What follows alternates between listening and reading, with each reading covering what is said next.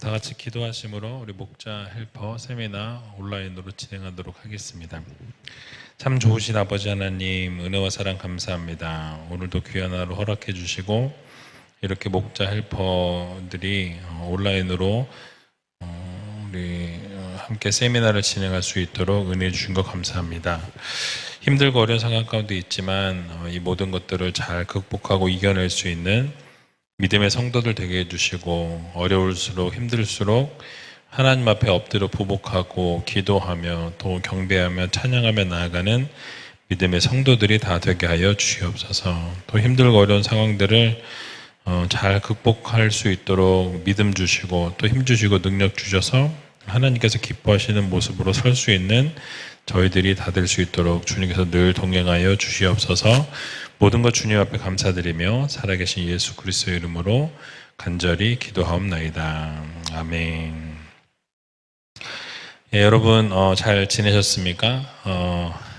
이제 모르겠어요. 이번 금요일 날 또 어떻게 진행될지 모르겠는데 뭐 한동안은 계속 이렇게 진행되지 않을까. 근데 가을에는 이 목자 헬퍼 세미나를 여기 현장에서 했으면 좋겠다는 생각이 들어서 그렇게 생각을 하고 있는데 모르겠습니다. 언제 어떻게 될지 상황을 좀 봐야 될 것 같고요.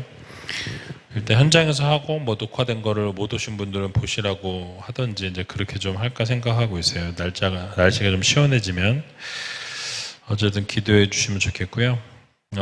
늘 말씀드린 것처럼 우리 목자 헬퍼님들께서 오픈 질문, 그래서 이제 우리 목원들하고 같이 오픈 질문을 던지셔서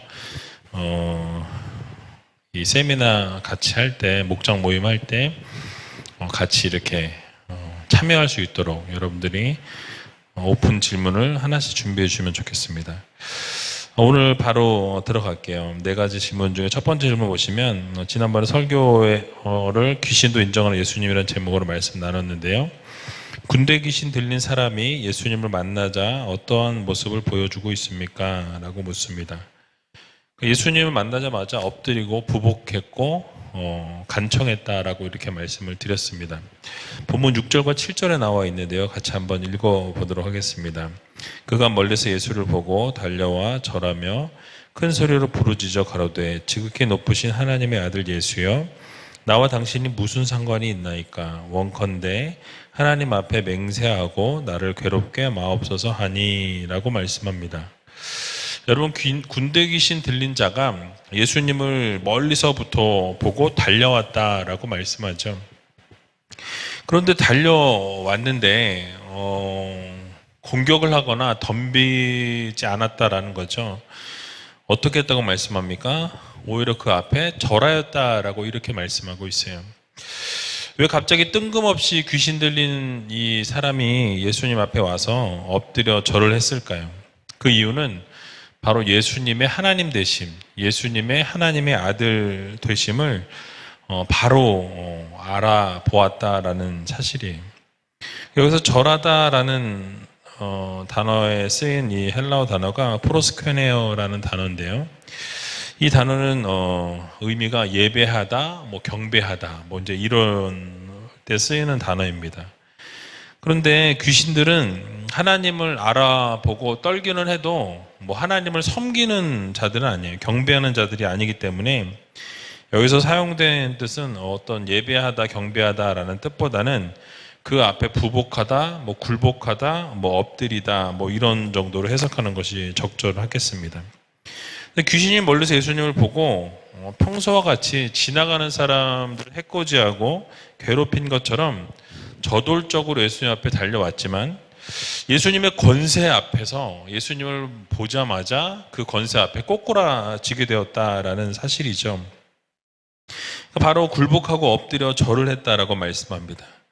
그러니까 이것을 통해서 우리가 알 수 있는 것이 무엇이냐면 바로 예수님께서 인간의 능력과 권세를 뛰어넘어 계신 분이시다라는 것이죠. 신적인 존재이심을 다시 한번 확실하게 부각시켜주고 있다는 것이죠. 귀신 들린 자의 고백을 통해서도 하나님의 아들 되심을, 예수 그리스도가 하나님이심을 바로 선포하고 엎드렸다라는 것을 통해서 우리는 그것을 깨닫게 되는 것입니다. 그래서 뭐라고 이렇게 외쳤죠? 지극히 높으신 하나님의 아들 예수여라고 이렇게 소리를 부르짖으면서 간청했다라고 말씀합니다. 그러니까 여러분, 놀라운 것은요, 지금 이 거라다 지방의 귀신 들린 자가 예수님을 본 적이 있는 게 아니에요. 처음 예수님을 만났다라는 것이죠. 예수님을 처음 만났는데 처음 만난 이 귀신 들린 사람이 어떻게 예수님의 이름을 알았냐라는 거죠. 그러니까 이것을 통해서 귀신 들린 자 속에서 역사하고 있는 그 귀신이 예수님의 존재와 예수님이 어떠한 분이신지를 이미 알고 있었다라는 것을 명확하게 보여주고 있는 것입니다. 그래서 그가 예수님 앞에 달려와서 무엇이라고 간청합니까? 자신을 괴롭히지 말아달라라고 이렇게 간청하죠. 여러분, 언제 예수님이 그 귀신 들린 자를 괴롭게 했던 적이 있었습니까? 없었다라는 거죠. 분명히 예수님과 처음 대면하는 사이였어요. 그럼에도 불구하고 예수님 앞에서 자신을 괴롭게 하지 말아달라고 했던 것을 볼 때 알 수 있는 것은 그 속에서 역사하는 귀신이 예수님이 누구신지 정확하게 알고 있었고, 예수님이 가지고 계신 능력과 권세가 이 귀신을 쫓아낼 수 있을 만한, 또 이 사단의 권세를 짓밟으실 수 있을 그런 능력과 권세를 가지신 분이라는 것을 알았기 때문에 두려워하였고 그 앞에 절하고 부복했다라는 것을 우리는 깨닫게 됩니다. 그러니까 여러분, 귀신조차도 예수님의 하나님 되심을 인정하고 엎드리는 것을 우리가 본문을 통해서 보게 됩니다. 자, 과연 그러면 우리는 어떠합니까? 우리는 주님 앞에서 얼마나 주님을 인정하고 하나님의 하나님 되심을 인정하며 엎드려 고백하고 부복하고 절하며 살아가고 있는가, 우리 자신을 좀 돌아볼 필요가 있다라는 거죠. 귀신조차 주님 앞에서 절하고 엎드리며 간청하는 모습을 우리가 보면서 하나님의 자녀된 우리는 과연 어떻게 살아야 하는가에 대한 부분을 다시 한번 깊이 생각해 볼 필요가 있다라는 말씀이죠. 그래서 우리는 마땅히 하나님 앞에서 몸을 굽혀서 경배하고 그 하나님을 예배하고 찬양하고 늘 말씀대로 살기 위해서 몸부림치는 그런 성도로서의 삶을 살아가야 할 것입니다. 그래서 시편 99편 5절에 보니까 너희는 여호와 우리 하나님을 높여 그 발등상 앞에서 경배할지어다 그는 거룩하시도다 라고 말씀하죠. 하나님을 높여서 하나님을 경배해야 한다라고 말씀합니다. 왜요? 하나님은 거룩하신 분이기 때문에, 그 높임을 받으시기에 합당하신 분이기 때문에 우리는 그 하나님을 높여드리고 경배하는 것이 마땅하다라는 사실이에요. 그러니까 귀신조차도 경배하고 절하고 엎드리는데 하나님의 자녀인 우리가 어떻게 하나님을 경배하고 어떻게 예배하고 어떻게 찬양해야 할지에 대한 부분들을 늘 마음 깊이 생각하고 그렇게 살아가야 한다라는 것이죠. 또 시편 95편 6절에서 7절의 말씀을 보게 되면 오라 우리가 굽혀 경배하며 우리를 지으신 여호와 앞에 무릎을 꿇자. 대저 저는 우리 하나님이시요 우리는 그의 기르시는 백성이며 그 손의 양이라. 너희가 오늘날 그 음성 듣기를 원하노라 라고 말씀합니다. 그래서 우리는 하나님의 거룩하심과 하나님의 위대하심 앞에 우리는 온전히 찬양하고 경배하고 그 앞에 무릎을 꿇고 그 음성의 귀를 기울이는 성도가 되어야 할 것이다 라는 말씀이죠. 귀신조차도 예수님 앞에서 엎드려서 간청했다는 사실을 우리가 마음 깊이 꼭 새기시면서 날마다 하나님 앞에서 엎드려 부복하고 기도하고 경배하고 찬양하며 살아갈 수 있는 저와 여러분들이 다 되시길 주님의 이름으로 간절히 축원합니다. 두 번째 질문을 보시면요, 군대 귀신을 향하여 그 사람에게서 나오라고 명령하신 예수님의 모습에서 우리는 예수님의 어떠한 모습을 알 수 있습니까? 라고 묻고 있죠. 예수님께서는 하나님이시라는 것을, 예수님은 하나님의 아들이시라는 것을 명확하게 보여주고 있습니다. 거라사 귀신 들린 자와 예수님의 대결에서 예수님은 승리하셨죠. 그래서 오늘 본문 8절에 보게 되면 귀신에게 이미 주님께서 나오라고 명령하셨던 것을 우리가 보게 됩니다. 8절에 이렇게 말씀하는데요. 이는 예수께서 이미 저에게 이르시기를 더러운 귀신아 그 사람에게서 나오라 하셨음이니라 라고 말씀합니다. 그러니까 앞에서 우리가 얘기했던 거라사 군대 귀신 들린 자가 예수님을 보고 달려왔을 때 이미 예수님께서는 그 귀신을 향해서 그 사람에게서부터 나오라 라고 명령하셨다라는 것이 이 8절에서 나와 있는 것이죠.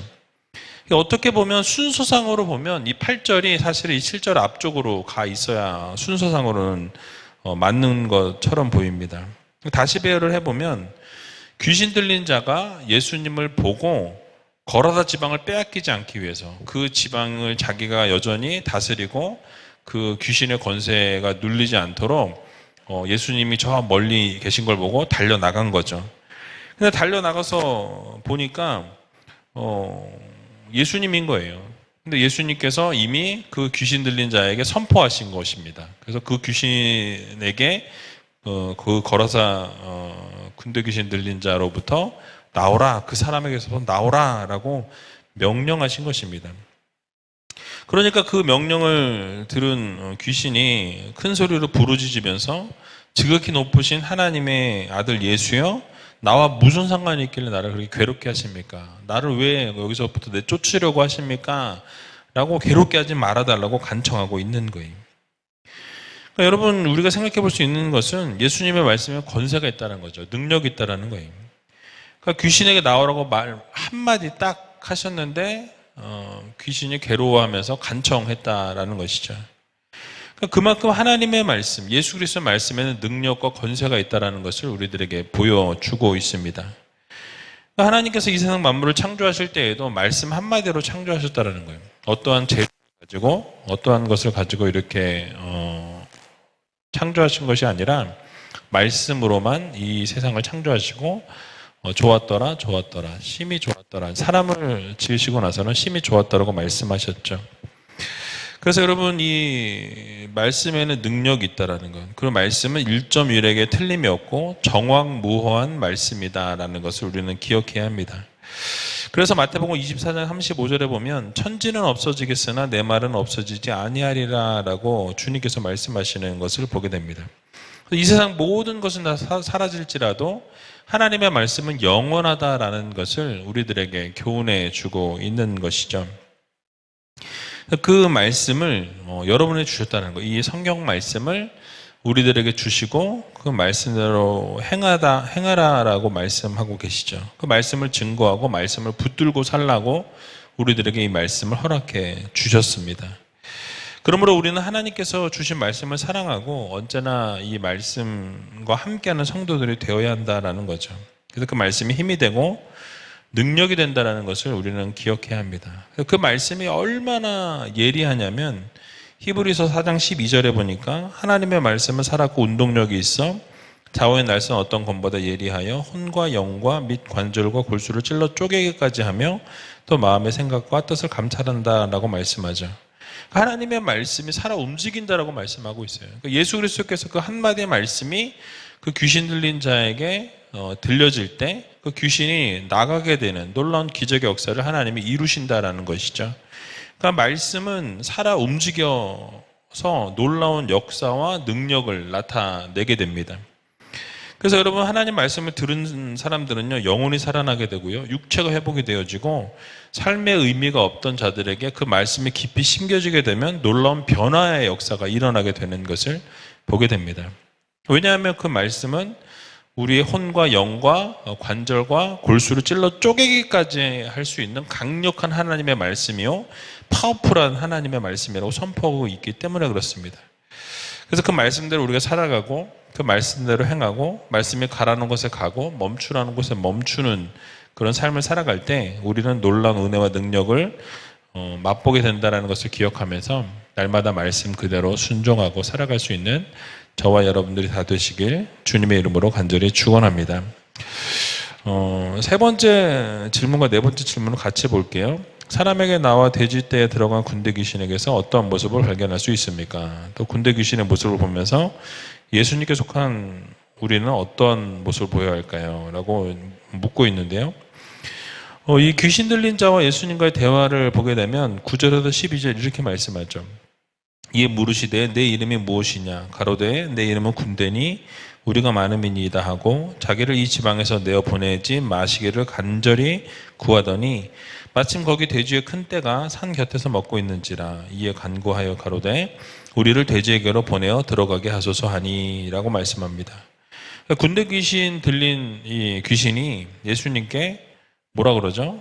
간구하는 내용이 두 가지를 얘기해요. 하나는 자기가 머물고 있는 이 지방에서 떠나지 말아 달게 해달라고 지방에서 떠나지 않게 해달라고 말했고요. 또 하나는 그 근처에 있는 돼지에게로 그럼 나를 쫓아내달라고 들어가게 해달라고 그렇게 부탁하는 것을 보게 됩니다. 이 간구를 보면요, 얼핏 그냥 이렇게 봤을 때는 단순히 그냥 그곳에 머무르고자 하는 그런 생각을 표현한 것처럼 보입니다. 그런데 사실 그 귀신들의 이런 간청 속에는 말할 수 없는 이기심이 내포되어 있다라는 것을 우리는 보게 된다라는 것이죠. 여러분, 그 상황을 우리 생각해 보면 좋겠어요. 이 군대 귀신이 어떻게 했죠? 한 사람에게로 먼저 들어갑니다. 그리고 그 사람에게 들어가서 그 인생을 완전히 망쳐버렸다라는 거죠. 파괴시켜버렸다라는 거예요. 그 귀신 들린 한 사람이 그 군대 귀신으로 하여금 어떻게 됩니까? 가정으로부터 격리되어지고 사회로부터 완전히 따돌림 받게 되는, 완전히 버려짐을 당하게 되는 것을 보게 됩니다. 그리고 어떻게 되었습니까? 결국은 무덤에서 짐승처럼 살아갈 수밖에 없는, 그 누구도 만날 수 없는 모든 것으로부터 단절되어진 삶을 살아가게 되었다라는 것이죠. 그래서 귀신 들린 사람은 온갖 괴로움과 절망 속에서 무덤에 거하게 되고요. 또 소리를 지르면서 자신의 몸을 상하지 않고는 견딜 수 없을 만큼 괴로운 삶을 살아가게 되었습니다. 그러면서도 귀신은 예수님께 뭐라고 말합니까? 자신을 괴롭게 하지 말아달라는 거예요. 자신은 지금 그 귀신 들린 자를 괴롭게 하고 몸을 상하게 하고 매일 뛰어다니게 하고 사늘에 들로 소리를 지르면서 자기 몸을 상하지 않고는 견딜 수 없을 만큼의 고통을 주어놓고는 어떻게 합니까? 자기는 괴롭게 하지 말아달라라고 이렇게 부탁하고 있는 것을 보게 되죠. 여러분, 얼마나 이기적인 모습입니까? 요즘 내로남불이라는 말이 상당히 유행하죠. 내가 하면 로맨스인데 남이 하면 불륜이 되는 것입니다. 그러니까 귀신도 마찬가지예요. 자기는 그렇게 해서 남을 괴롭게 하고 죽을 만큼 모든 것으로부터 단절시켜 놓고는 자기는 예수님이 한마디 말씀 그거 듣고 괴롭게 하지 말아달라고 이렇게 이야기하는 것을 볼 수 있습니다. 결국은 예수님께서 나오라 하실 때 나오게 될 때 어떻게 됩니까? 근처에 있는 돼지에게로 들어가게 해달라라고 부탁하죠. 여러분, 그나마 동물이라서 좀 나았을까요? 그런데 돼지에게 들어가서 살고 있었던 게 아니라 그 2,000마리나 되는 돼지 안으로 들어가서 그 돼지들이 다 벼랑 끝으로 내달리는, 그래서 결국은 바다에 다 빠져 죽는 그런 일을 벌이게 됩니다. 모두를 몰살시켜 버렸죠. 그러니까 한 사람의 인생을 망친 것도 모자라서 이제는 어떻게 됩니까? 다른 사람들의 소중한 재산까지 완전히 다 파멸에 이르게 했다라는 것이에요. 그러니까 자신의 유익을 위해서 다른 사람들의 희생쯤은 안중에도 없고 관심도 없다라는 거죠. 상당히 이기적인 모습을 보여주고 있습니다. 그러니까 이런 이기심의 대표자가 누굽니까? 사단이라는 거예요. 사단은 아주 이기적이다라는 거예요. 그러니까 오늘날 우리 사회도 들여다보면 이기적인 모습이 얼마나 많이 있는지 몰라요. 먹을 것을 가지고 장난을 치는, 그러니까 돈을 벌기 위해서 자기 남의 건강에는 관심도 없는, 자기 돈만 벌면 된다라고 생각하는 그런 사람들이 참 많이 있는 것을 보게 됩니다. 또 뇌물을 받고 부실 건축물에다가 이렇게 허가를 내주는, 그 예전에 상품백화점 같은 경우도 자기 돈을 벌기 위해서 결국 무너질 위기에 있는데도 불구하고 그냥 운영하다가 무너지는 것을 보게 됩니다. 그러니까 자기 자신은 바늘에만 찔려도 아프다고 아우성을 치는데 다른 사람의 생명에는 전혀 관심도 없고 생명을 아무렇지 않게 빼앗아 버리는 그런 사람들이 요즘 너무나 많이 있죠. 뭐 매스컴을 보면 살인 사건이 뭐 하루가 멀다 하고 매일 나오는 것을 보게 되는데요. 이런 사람들이 바로 마귀에 속한 사람들의 특징이에요. 남을 배려하지 않고 이기적인 모습으로 살아가는 것. 그래서 사단에 붙들린 모습이라고 해도 과언이 아닐 것이다라는 것이죠. 자, 그렇다면 예수님과 함께하는 삶을 살아가는 자들의 특징은 어떻습니까? 이 이기적인 모습과 반대의 모습이죠. 이타적인 모습을 가지고 살아간다라는 말씀입니다. 그러니까 남을 배려한다라는 것이죠. 그러니까 예수님께서 죄인들을 위해서 하늘 영광 보좌를 다 버리고 이 땅 가운데 오셨습니다. 그리고 이 땅 가운데 오셔서 가난한 자들과 병든 자들과 귀신 들린 자와 또 소외된 자들을 돌보시고 고쳐주시고 위로하시고 그들과 늘 함께 하시는 것을 우리는 보게 되죠. 그런 소외된 자들, 아픈 자들을 위해서 또 생명을 내어주시는 것을 우리는 보게 됩니다. 이런 이타적인 모습이 바로 우리들의 모습에도 있어야 된다는 거죠. 우리도 예수 그리스도를 따르는 팔로워들이에요. 그죠? 예수님을 따르는 제자들입니다. 그래서 우리의 유익을 구하는 것이 아니라 예수님처럼 자신을 희생하고 헌신하고 하나님이 기뻐하시는 모습으로 살아가야 한다는 것이죠. 그래서 여러분 이번 한 주간 살아갈 때 이타적으로 우리는 좀 살아갔으면 좋겠습니다. 때로는 희생을 하고 때로는 어려움 가운데서도 나 자신을 좀 낮추고 또 힘들어도 어려워도 그렇게 서로 좀 헌신하고 서로 안아주고 보듬어 줄 수 있는 그렇게 해서 타인을 위해서 배려하고 희생할 때 헌신할 때 하나님이 기뻐하신다라는 이 사실을 여러분 모두 기억하시면서 이번 한 주간 날마다 주님이 걸어가신 그 길을 걸어갈 수 있는 저와 여러분들이 다 되시길 주님의 이름으로 간절히 축원합니다. 기도하도록 하겠습니다.